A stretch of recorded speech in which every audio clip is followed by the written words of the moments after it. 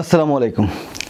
July August ছাত্র জনতার যে বিপ্লব, সেই বিপ্লবের যারা নেতৃত্বে ছিলেন, সেই নেতৃত্বের একটি অংশ ইতিমধ্যেই বাংলাদেশের একটি রাজনৈতিক দল এনসিপি নামে তারা আত্মপ্রকাশ করেছেন।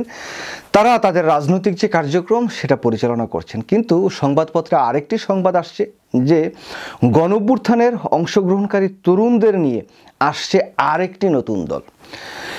ইতিমধ্যে বাংলাদেশে তো ৬০-৭০টা রাজনৈতিক দল আছে।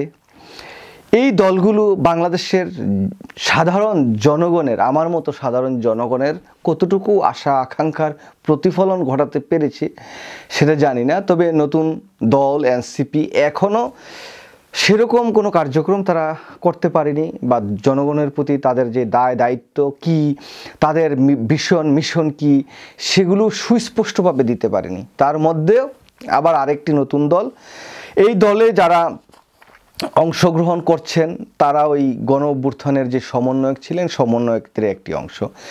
তো সংবাদপত্রে যেটা বলছেন সেই জায়গা থেকে যদি একটু কোট করি, গণ অভ্যুত্থানের সক্রিয় অংশগ্রহণকারী তরুণদের নিয়ে আরেকটি রাজনৈতিক দল আসছে। নতুন দল গঠনের ইঙ্গিত দিয়েছেন জাতীয় নাগরিক কমিটির সাবেক নেতা মোহাম্মদ হিজবুল্লাহ আরেফিন। বৃহস্পতিবার 13ই মার্চ রাতে নিজের ফেসবুকে আইডিতে দেওয়া এক পোস্টে এমন ইঙ্গিত দেন তিনি। ফেসবুকে তিনি লেখেন, গণঅভ্যুত্থানের সক্রিয় অংশগ্রহণকারী তরুণদের সাথে আলাপ পরামর্শ এবং তাদের সম্মেলনে আমরা একটি রাজনৈতিক প্ল্যাটফর্ম গঠনের দিকেই আগাচ্ছি ইনশাআল্লাহ। বিদ্যমান রাজনৈতিক সাংস্কৃতিক পরিবর্তন ও ধর্মীয় বিশ্বাস মূল্যবোধের ভিত্তিতে গঠিত এই বদ্বীপের সামাজিক চুক্তিসমূহে পুনর্বহাল হবে, নতুন দলের রাজনৈতিক ভিত্তি হবে উল্লেখ করে তিনি বলেন, এই বদ্বীপে তমুদ্দুনুকে আঁকড়ে ধরেই আমরা নতুন রাজনীতি বিনির্মাণ করব ইনশাআল্লাহ। যাই হোক, তো তারা আবার নতুন রাজনৈতিক দল করবেন হয়তো। এই যারা নতুন যে রাজনৈতিক দলটি আত্মপ্রকাশ ঘটেছিল এনসিপি, সেই জায়গায় ভালো পোস্ট পজিশন পায়নি, তো এখন তারা আবার নতুন দল করবেন, কেউ সভাপতি, সাধারণ সম্পাদক, সমন্বয়ক, বড় বড় পোস্ট নেবেন।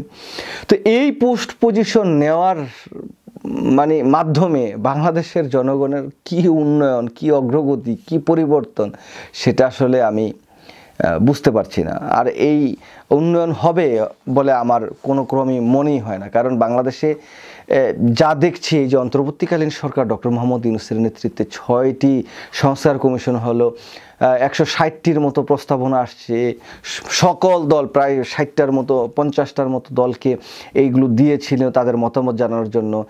আমি দেখলাম যে প্রায় 20-25টা দল এখন পর্যন্ত তাদের মতামতই জানেন। এই বাংলাদেশ জাতীয়বাদী দল, বিএনপি, জামাত ইসলাম সহ বড় বড় দল যেগুলো এখন বিদ্যমান রাজনীতিতে আছেন, তো তারা আসলে সংস্কার চায় না, তারা চায় পোস্ট, পদবি, নাম, দাম, টাকা পয়সা, এগুলি আমার মনে হয় এইসব দল টল দিয়ে আসলে বাংলাদেশের কিচ্ছু হবে না যদি না বাংলাদেশের মানুষের, প্রত্যেকটা ব্যক্তি মানুষের নীতি নৈতিকতার যদি পরিবর্তন না ঘটে, তাহলে কখনোই এই দেশ সামনের দিকে এগিয়ে যাবে এটা চিন্তা করাটাও মুশকিল। তবে ডক্টর মোহাম্মদ ইউনূস সরকার চেষ্টা করছেন, তার সরকারের মধ্যেও কিছু সমস্যা আছে। অনেকে চান ভালো কাজ করতে, অনেকে চান না, অনেকে আবার নিজের আখের গুছানোর চেষ্টা করছেন। তো যাই হোক, নতুন দল যারা আবার গঠন করতে যাচ্ছেন তাদেরকে অগ্রিম শুভেচ্ছা, সাধুবাদ, ভালোবাসা জানাই। আসেন রাজনীতিতে, দেখি আপনারা কি করেন।